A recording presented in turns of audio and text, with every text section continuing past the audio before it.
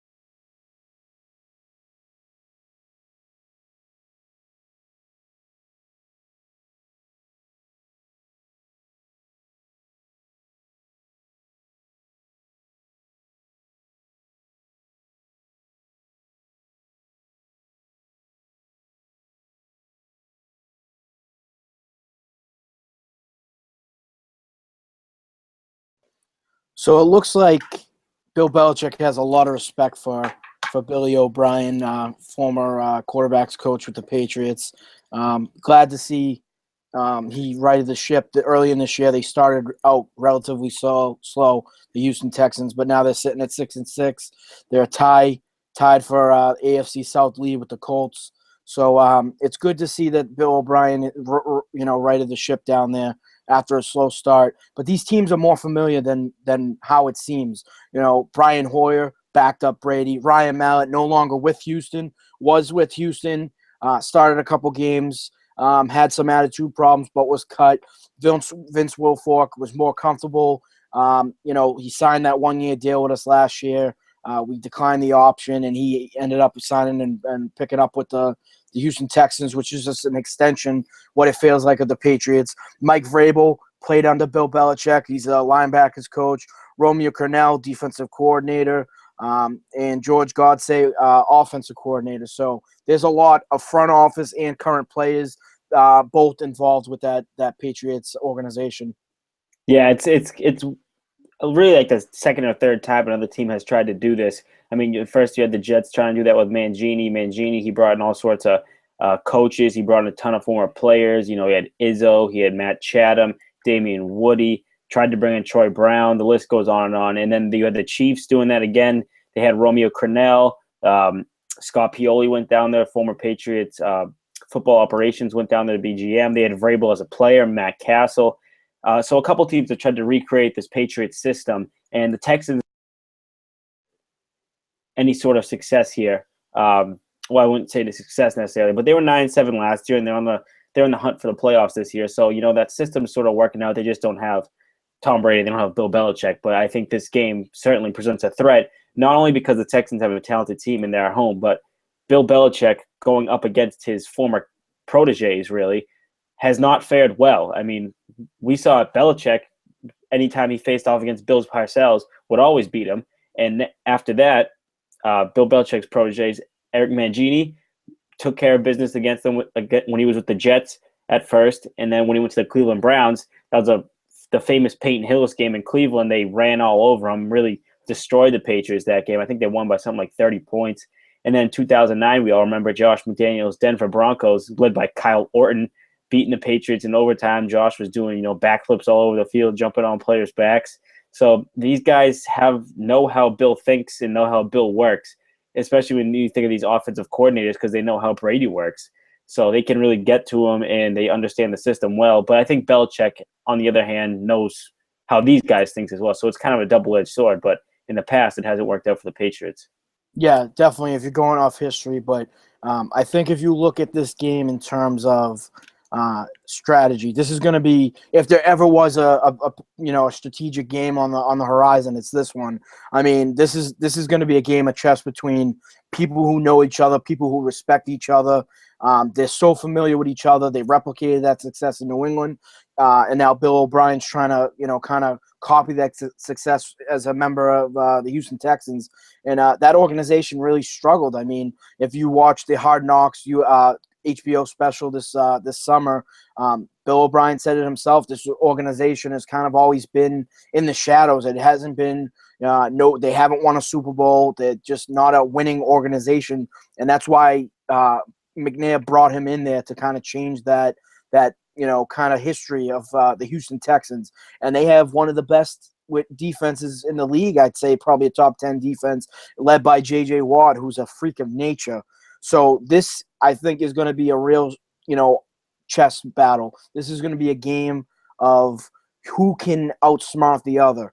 And we've seen Bill Belichick. No one outsmarts Bill Belichick. But you know what? Bill Belichick has been proven to outsmart himself like he did last week against Philadelphia. So by default, this game, which was originally slated for a 4:25 start time, got pushed up to the Sunday night primetime game. Because now there's a lot more on the line. Patriots lost 2 in a row. They got to right the ship if they want to get into that, number 1 and number 2 seed, home field advantage, first round bye. Houston still in a dogfight for that AFC South, crown, automatic berth to the playoffs. Andrew Luck's still out, so they need this win. This is going to be an important game for both sides. Yeah, it's huge. It's a must-win for both teams, really, when you think about it. And when coming down to a strategic standpoint, I really think the Patriots they really can't try to get cute like they did last week, because if they try to outsmart the other team, it's not going to work, because none of these stupid double reverse passes or onside kicks, I don't think they're going to go that far, but any of these trickeration plays, it's not going to work against them, because Romeo Crennel knows how this team works. He's worked with Bill forever. Bill O'Brien definitely knows how that offense works, because it's not that much different. Yeah, not too long ago, he was the mastermind in New England, coming up with those types of plays, those types of Julian Edelman and throws to Brady, or like we saw last week with Amendola hitting Brady, which, by the way, he has more receiving yards this year than Dwayne Bowe. I saw that. Making, I think, $8 million a year, which in his job is to just catch the football. So, that's pretty crazy. And Brady looked great, but, that's kind of a play that, to me, is something that ignites an offense, that kind of catches the defense off guard. That's why we struck for a 36-yard play. But that's not a play you want to use in the regular season. That's a desperation play that was buried in the back of that playbook that Josh McDaniels drew up. They executed it. It was practiced. It was run perfectly. But now it's on tape. Now they know what to expect. Like last year, when the Patriots were messing up with the eligible guy, bringing in a lineman, kind of playing those mind games. Now it's on tape. So if you're going to run that, chances are that the opposing defense should know, if they did their film studies, should know what to expect. So that play in a horrid loss to Philadelphia is just one less play now that you need a drive starter or something, momentum starter in the playoffs possibly. I didn't have a problem with it necessarily, because I thought that was a desperate moment in a desperate game where your offense wasn't converting. And I think that's what the offense needs to get out of, especially this week, because the past 4 weeks, everyone's pointing to the Gronk being out, but it really started with Edelman being out. I mean, you could say Dion Lewis, but Edelman is the spark plug of this offense. This offense goes really around him, because Brady has to hold on to the ball longer. He's taking hits because he's holding on to this ball, trying to chuck it downfield, and the offense just looks so unnatural and so desperate that they really need to just get out of that this week. They need to use Brandon LaFell, what Brandon LaFell is meant for. That's for these short, intermediate, post routes, post corner routes. They need to use James White to their advantage. I think they will this week after he had, I think, 10 catches last week for over 100 yards. Yeah, so I think he went unnoticed. He had a great game last week, 10 catches. And, you're absolutely right. Once Edelman went down, the offense has sputtered. They haven't been the same offense. They're struggling to put up points. They're struggling to contain drives. The defense is staying off the – what's that? So, terrible on third down. They're struggling to stay on the field. And that's bad when your defense has to stay on the field, because that's going to wear them down. That's how injuries happen. And what I need to see this week, I know it's going to be tough with J.J. Watt, although he has a broken hand. We'll discuss, as we keep going on here, the Suffolk Overtime podcast. And Vince Wilfork, all those years in New England, as a run specialist. Now, your number one, I think, importance is to establish a run. But I don't know if they can establish a run against Houston front. I don't think it's worth the shot. Last week they were establishing a run against a really bad run defense, and Houston statistically hasn't been good against the run, but of late they have been. I don't see the point of it. I guess if you get up and you want to try establishing the run game, you might be able to. I just don't know if this is the defense. If we all expect a pass and the defense expects a pass, they're going to prepare for it. They're going to have the coverage right for it. I know that Brady's done it in the Super Bowl against Seattle. He did it with Denver. He dissects them. He dissects these great defenses. But you know what?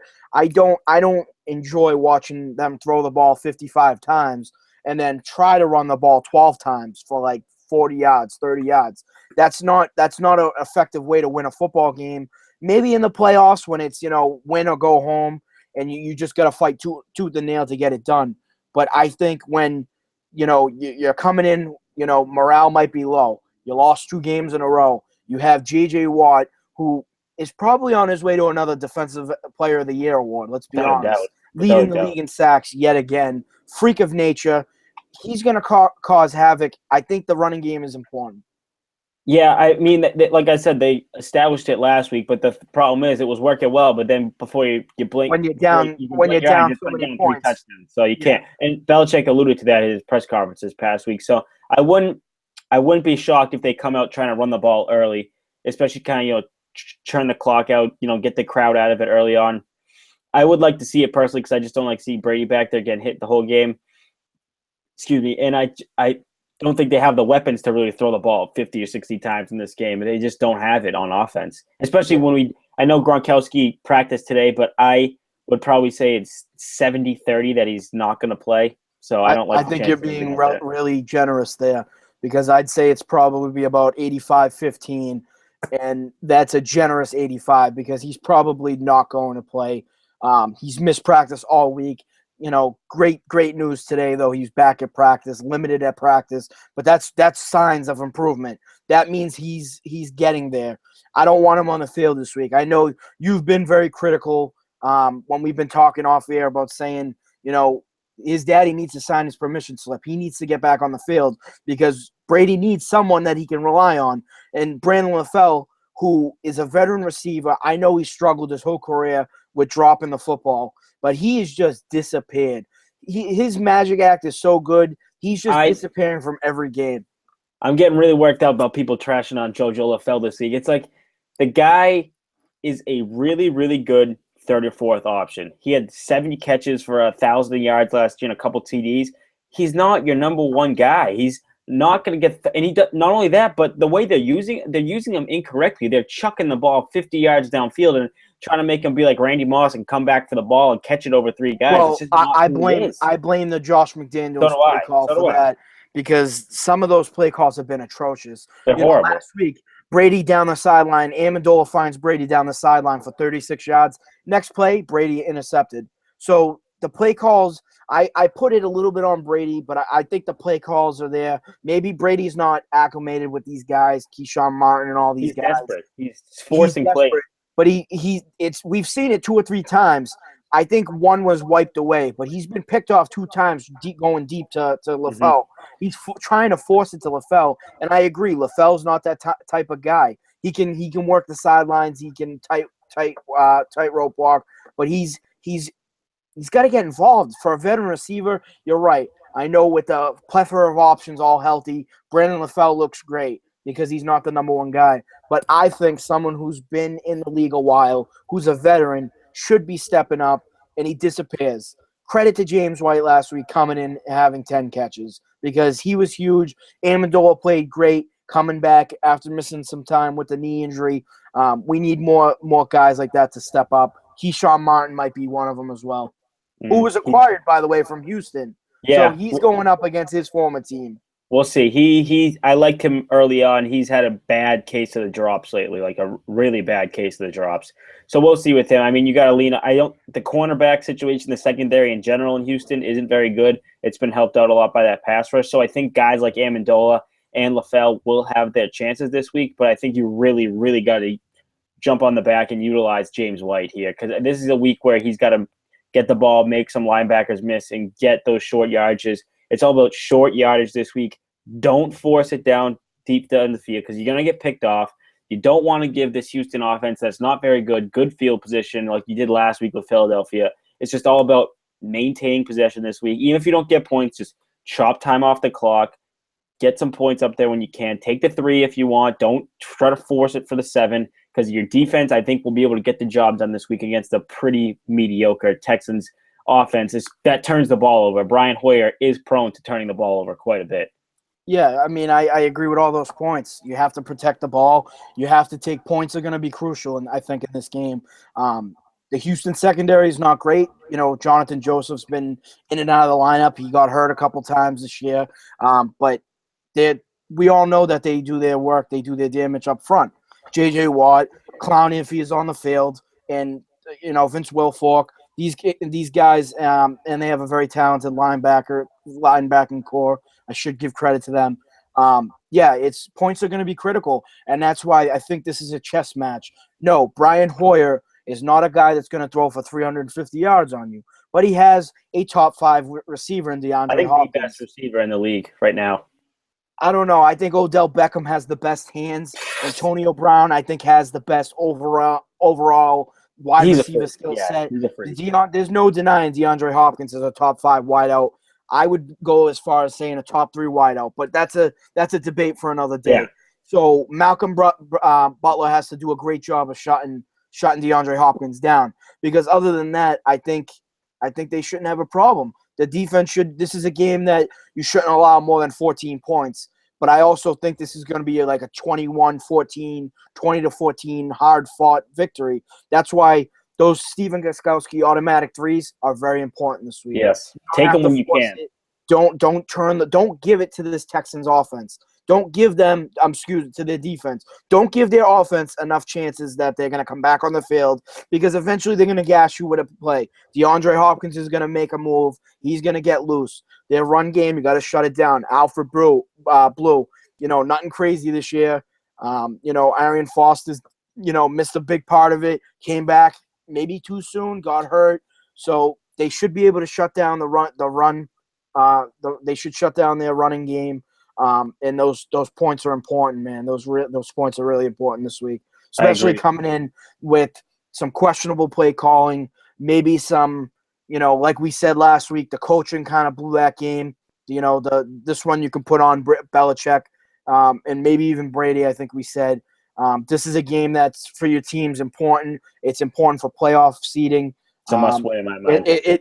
I believe it is a must-win. Just like, last week we're pretty confident coming into, to get to play Philadelphia, and that didn't end up, we kind of outsmarted ourselves.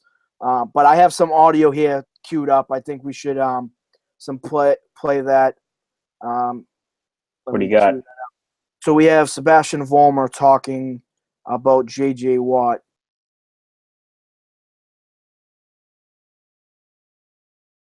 All right. Some technical difficulties. All right. What do you think about containing J.J. Watt with that broken hand? I mean, I think the broken hand is going to help out the Patriots, but I mean, if we're talking about him going up against Marcus Cannon, Sorry to cut you off. Courtesy of the Boston Globe. Let Vollmer talk. Good old Wi-Fi streaming. All right, so Sebastian Vollmer on Texans, J.J. Watt.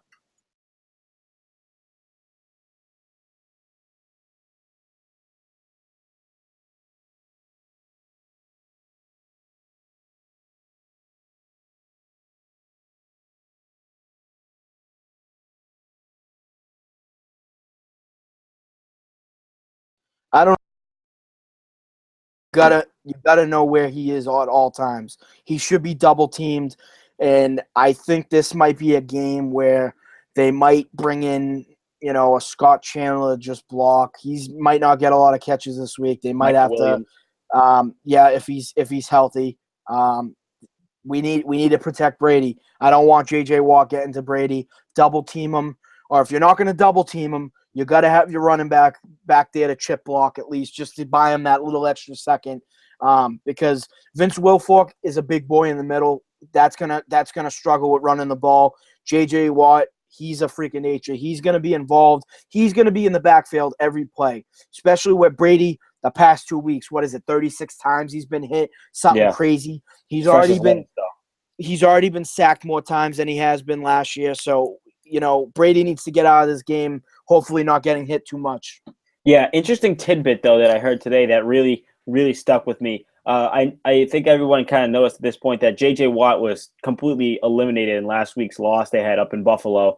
The Bills really took him out of the game, and a lot of people thought it was kind of a game plan specific type thing that the Bills just executed well, which I'm sure they did. But apparently, I heard Ted Johnson, former Patriots linebacker, who now does sports radio in Houston, was on 98.5 The Sports Hub today, the midday Zolak and Bertrand, and he said that J.J. Watt's groin injury is really starting to bother him, and that is probably what slowed him down last week, and now he's got the broken hand. Tie that in with the groin injury. I mean, I'm not saying he's going to get shut out again, but that's really encouraging if you're a Patriots fan, knowing that he might not have that extra burst to really kill Brady. And the past 3 matchups that he's had against the Patriots, twice in 2012, once in the playoffs, and that famous Monday night game, and then once in 2013 down in Houston, Watt really had no effect on the game and really never got – I think he only sacked Brady once in those 3 games. So the Patriots have had success neutralizing him. Belichick understands what type of player he is. He compared him to Lawrence Taylor, and you don't hear him ever do that. Of course, and he coached Taylor, so exactly. that So just tells you how much. Yeah,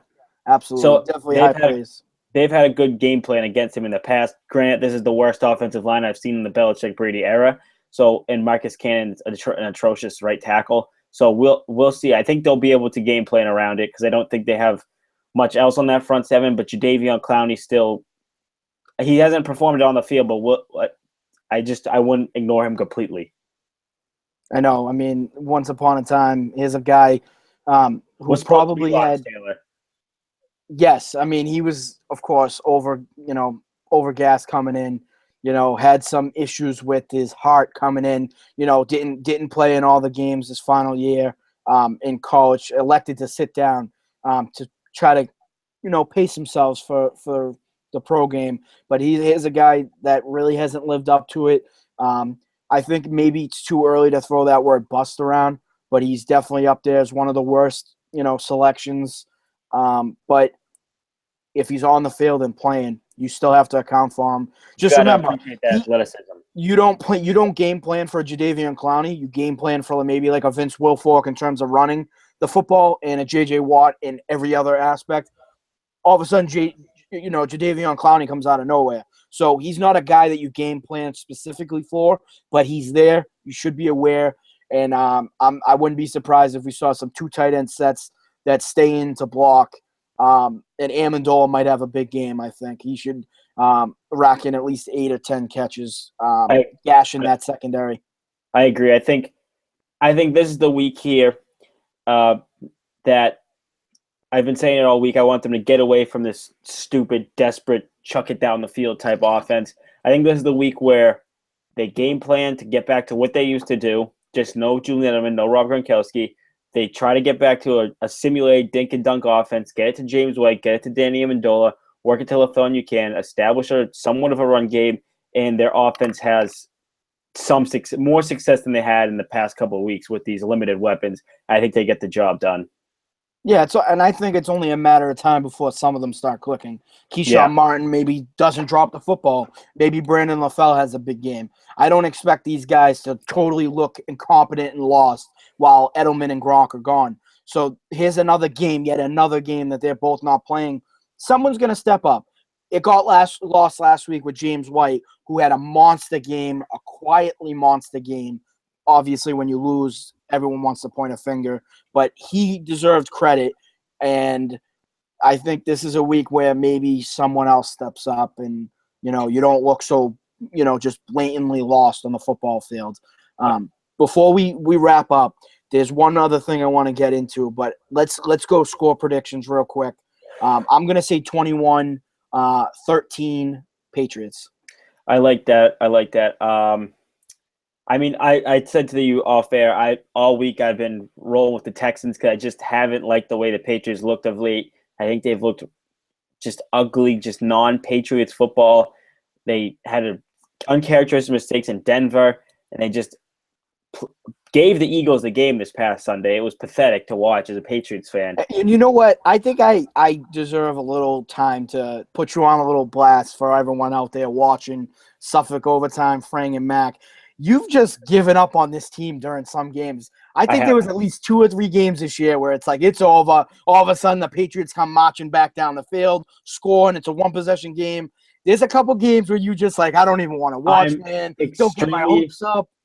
I'm extremely reactionary. Like I'm the worst person on earth to watch a football game with. I'm extremely reactionary. At some points, I say the season's over just because I'm that obnoxious. At 10-2, at 10-2, I'm extremely panicky. But today, I had a come to Jesus moment of football, if you say, and I think this is one of those games that the Patriots, they come out. I heard Scott Zolak come out on the radio today, thinks they're going to go down to Houston and absolutely just slap the Texans, which he knows what he's talking about. He's down there all the time. I think they're going to go down there. I think it's going to not quite to the point that we saw them get them Cincinnati last year after that Kansas City game, but I think they're going to be a motivated team. I think they win an ugly one, 23-17. They get the job done. The defense makes a stop in the end. Great. By the way, Scott Zolak was featured in Rolling Stones this week. I saw that. Great story. Article. Great story. And nothing surped me in that article either. Yeah. Everything you would expect from Zoe. You know, Zoe cufflinked on his shirt. Yeah. Oh wow, that was Great. the best. Real quick, I want to get to it. Tio is still at 42 years old, trying to lobby his Twitter, his Facebook fans. It is kind of sad. He's really lobbying hard. I don't know if you saw it. I want to say I tagged you on Facebook. He put out a fake account, with a fake source, and it looked fake when I clicked into it. The title was T.O. signed to the Patriots practice squad. He's not even eligible. I saw that too. So I saw it, and it was I didn't trust the source because I only get my stuff either from the Boston Globe, ESPN, Nest and Comcast Sportsnet, reputable source. So I clicked it, and it says, "Haha, don't you wish?" T.O. Really. This is a friendly joke from T.O. So this man T.O. he keeps tweeting and Instagram Photoshop pictures of a jersey, a Patriots jersey, number 81 taking over for, I guess you could say, Hernandez, who doesn't need it anymore. T.O.'s a more famous 81, I think. Yeah, but he wants to be a Patriot. I don't know what I don't know if he has anything left in the tank at 42 years old. He doesn't. I mean, that's a father. That's a coach. I mean, he's been out of the league for 5 years. Yeah, and even then he was, not the same Terrell Owens, but he thinks in his head just because, yes, he's in phenomenal shape, but he's not in football shape. So are a lot of ex-players. I don't think they can all play. What's that? So are a lot of ex-players, but doesn't mean they can go on the field and play. Well, I think the problem was he knows that he was great at one point as well. He was an elite receiver, airhead sometimes, but an elite receiver. He's one of the best of his generations. Yes, no doubt. Maybe of all time. He's definitely in the discussion, top 20, maybe top 15. He was a talented guy, dominated for a lot of years. But I think because he thinks he's in shape at 42, that really doesn't mean a lot because you're still 42 years old. It doesn't matter in the NFL. What if a 48-year-old was in super shape? Maybe T.O. might be in better shape than a Brandon Bolden. But you know what? They're in the league, and they're playing, and they're in game mode and game shape. And guess what? They're not 42 years old. They're not old enough to have a kid in college type of thing. You know what I mean? So I agree. Yeah, I mean, I wouldn't mind seeing T.O. get a shot with the Patriots because it'd be fun. Let's be honest. Edelman still kind of scares me. I know one of our other Boston media outlets, the Sports Hub, were talking. That Jones fracture in your foot, that's going to be tough to come back for Edelman. because he does a lot of cuts on that. That he's not a, Des Bryant's back, hasn't been playing great, but he's back and he's healthy. He came back early too, but he's a different type of receiver, doesn't rely on cutting so much. So I think it wouldn't hurt for safety insurances to pick him up, throw him on the practice squad.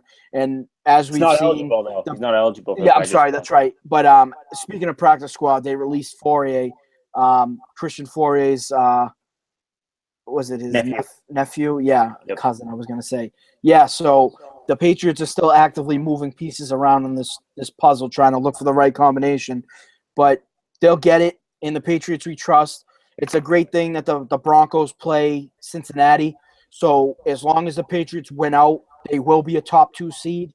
I know winning out, that's kind of, that's 14. They're not going to win out. But at the very least, they should have a shot to at least get that number 2 seed. 13 and 3 should get you a bye. And I think the Cincinnati will probably be the number 1 seed. And Cincinnati hasn't won a playoff game in the Marvin Lewis tenure, Andy Dalton tenure. So I guess they don't scare me, but they do because they have a good defense, a decent running game, great weapons on the wide receiver core. So it'll be fun. But we should wrap up here and get on to our next topic. All right. That's it for football.